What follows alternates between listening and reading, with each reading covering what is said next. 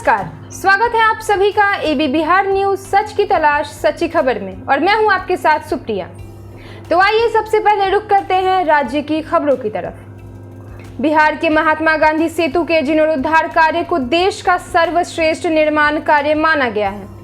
साथ ही इस परियोजना को विश्वकर्मा पुरस्कार दिया गया है। पथ निर्माण विभाग के अपर मुख्य सचिव अमृतलाल मीणा ने कहा कि CIDC विश्वकर्मा पुरस्कार के निर्माण श्रेणी में महात्मा गांधी सेतु के जीर्णोद्धार कार्य को निर्माण परियोजना में सर्वश्रेष्ठ आंका गया है।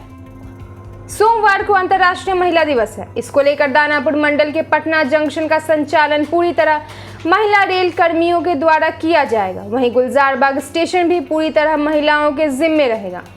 सभी प्रमुख विभागों में फ्रंटलाइन स्टाफ महिला होंगी।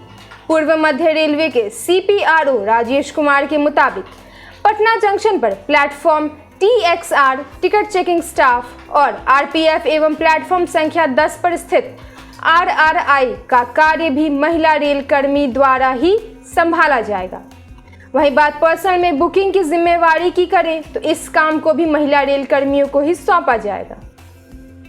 बिहार के मोतिहारी में बेखौफ अपराधियों ने कार सवार पटना के एक व्यवसायी को गोली मार दी। गोली उसके दाएं हाथ को भेदते हुए सीने में लगी है। गंभीर स्थिति में उसे छतौनी के निजी नर्सिंग होम में भर्ती कराया गया है। घटना जिले के NH 28A पर बरियारपुर के समीप रविवार देर शाम की है। उपेंद्र कुशवाहा की राष्ट्रीय लोक समता पार्टी का इसी महीने जदयू में विलय हो सकता है।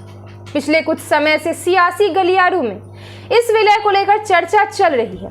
यदि ऐसा होता है तो एक बार फिर से कुशवाहा अपनी मुख्य पार्टी में वापसी करेंगे। कुशवाहा सोमवार को जदयू के वरिष्ठ नेता वशिष्ठ नारायण सिंह के साथ कोरोना का टीका लगवाने के लिए अस्पताल पहुंचे। इस दौरान अपनी पार्टी का जदयू में विलय करने पर पूछे गए सवाल के जवाब में उन्होंने कहा कि हम जदयू से अलग ही कब थे। उन्होंने कहा कि बहुत ही जल्द पार्टी का जदयू में विलय होगा। तो आइए अब रुख करते हैं देश की खबरों की तरफ। बहुचर्चित बाटला हाउस एनकाउंटर केस में साकेत कोर्ट का फैसले में आरोपी आरिज खान को दोषी ठहराया गया है।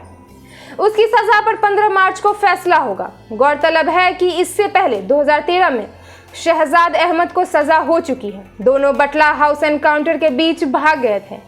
इनके दो साथी आतिफ आमीन, मोहम्मद साजिद मारे गए थे, जबकि मोहम्मद सैफ पकड़ा गया था। दिल्ली पुलिस के इंस्पेक्टर मोहन चंद शर्मा इसमें शहीद हो गए थे। सुप्रीम कोर्ट में 15 मार्च से हाइब्रिड सुनवाई के फैसले को सुप्रीम कोर्ट में ही चुनौती दी गई है। सुप्रीम कोर्ट बार एसोसिएशन ने सुप्रीम कोर्ट में 15 मार्च से हाइब्रिड सुनवाई के खिलाफ याचिका दाखिल की। बार एसोसिएशन ने अपनी अर्जी में कहा कि हाइब्रिड सुनवाई को लेकर बार एसोसिएशन से उनका पक्ष नहीं पूछा गया है। एसोसिएशन ने कहा कि वह भी कोर्ट का अहम हिस्सा है। संसद के बजट सत्र का दूसरा चरण आज से शुरू हो गया। राज्यसभा की कार्यवाही सोमवार को 4 बार के स्थगन के बाद आखिरकार दिन भर के लिए स्थगित कर दी गई। मंगलवार से राज्यसभा की कार्यवाही अपने सामान्य समय के अनुसार पूर्वाह्न 11 बजे से शाम 6 बजे के बीच होगी। इस सत्र का समापन 8 अप्रैल को होना है। बजट सत्र का दूसरा चरण ऐसे समय में हो रहा है जब सभी सियासी दलों का ध्यान पश्चिम बंगाल, तमिलनाडु, असम, केरल और पुडुचेरी में विधानसभा चुनावों पर है। उत्तर प्रदेश के मुख्यमंत्री योगी आदित्यनाथ ने शनिवार को कहा कि भारत की परंपराओं को विश्व में पहचान दिलाने में धर्मनिरपेक्षता सबसे बड़ा खतरा है। उन्होंने यह भी कहा कि इस मानसिकता से बाहर आना और इस दिशा में ठोस कदम उठाने के लिए शुद्ध और स्वस्थ प्रयासों की जरूरत है। तो अब नजर विदेश की खबरों की तरफ। स्विट्जरलैंड में रविवार को सार्वजनिक जगहों पर पूरा चेहरा ढकने के खिलाफ वोटिंग हुई, जिसमें बैन के समर्थन में बहुत कम अंतर से ज्यादा वोट पड़े हैं। बैन को समर्थकों ने कट्टरपंथी इस्लाम के खिलाफ बड़ा कदम बताया है। वहीं इसका विरोधी करने वाले इसे नस्ल भेदी और सेक्सिस्ट बता रहे हैं। वोटिंग के आधिकारिक नतीजों ने दिखाया कि 51.21% वोटरों और संघीय स्विट्जरलैंड के अधिकतर कैंटेन राज्यों ने बैन के प्रस्ताव का समर्थन किया है। लगभग 1,04,26,992 वोटर बैन के समर्थन में थे। वहीं 1,03,59,621 यानी 50.8% इसके खिलाफ थे।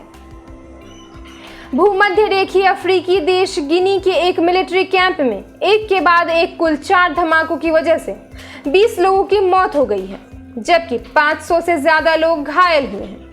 देश की आर्थिक राजधानी कहे जाने वाले बाटा शहर में धमाके के बाद उठी आग की लपटों से ज्यादा नुकसान निकट के रिहायशी इलाकों में हुआ है। तो इसी तरह बने रहिए हमारे साथ देश और दुनिया की तमाम खबरों के लिए और बने रहिए एबी बिहार न्यूज पर। साथ ही हमारे चैनल को लाइक, सब्सक्राइब और शेयर करना ना भूलें और लेटेस्ट न्यूज अपडेट के लिए हमारे वेबसाइट www.abbiharnews.com पर विजिट जरूर करें। धन्यवाद।